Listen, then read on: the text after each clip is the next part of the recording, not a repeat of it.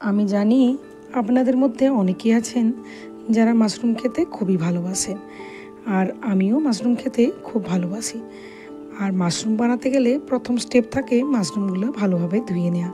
সেজন্য আমি একটা বোলের মধ্যে জল নিয়েছি, তাতে লবণ আর হলুদ দিয়ে রেখেছি। এবার মাশরুমগুলো প্রয়োজন মতো টুকরোতে কেটে জলের মধ্যে চুবিয়ে রাখবো বেশ কিছুক্ষণ, তারপরে ভালোভাবে ধুয়ে তুলে নেব। এবার মাশরুমের অনেক রকম সবজি আছে যেগুলো গতানুগতিক আমরা বাড়িতে বানাই। মানে আলু দিয়ে একটা সবজি হয়, বা সর্ষে দিয়ে ঝালও করতে পারেন, আর ঝোলও হয়। তবে হ্যাঁ, মাশরুমের সমস্ত রেসিপিগুলো কিন্তু খেতে দুর্দান্ত হয়। তাই আমি আপনাদের সাথে একটা অন্য ধরনের রেসিপি বানানো শেয়ার করছি। যারা ইতালিয়ান ডিশ খেতে পছন্দ করেন তাদের অবশ্যই খুব ভালো লাগবে। এই বাটার গার্লিক মাশরুমটা একবার অবশ্যই আপনারা ট্রাই করুন। প্রথমে কড়াইয়ে একটু রিফাইন তেল দিয়ে তাতে বেশ কিছুটা বাটার দিয়েছি। এবার খুব মিহি করে কুচিয়ে রাখা রসুনগুলো দিয়ে দিলাম।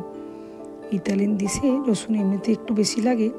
রসুনগুলো কিন্তু খুব ভাজবো না, অল্প একটুখানি নেড়ে তারপর আগের থেকে কুচিয়ে রাখা পেঁয়াজটা আমি দিয়ে দিলাম। এবার পেঁয়াজটা বাটারের মধ্যে অল্প অল্প করে ভেজে নিচ্ছি। একটুখানি লবণও দিলাম। লবণটা খুব ভালোভাবে মিক্স করার পর এরপর আগের থেকে ভালোভাবে ধুয়ে রাখা মাশরুমের টুকরোগুলো দিয়ে দিয়েছি। এই মাশরুমগুলো আগের থেকে ভাজতে হয় না, এভাবে বেশ কিছুক্ষণ কষালেই খুব ভালো রান্না হয়ে যায়। এবার দিলাম গোলমরিচের গুঁড়ো, সেই সাথে দিচ্ছি চিলি ফ্লেক্স, আর আমি দিলাম অরিগ্যানো। আপনাদের কাছে মিক্স হার্বস থাকলে মিক্স হার্বসটাও দিতে পারেন। এবার সমস্ত উপকরণ খুব ভালোভাবে মিক্স করে নিচ্ছি।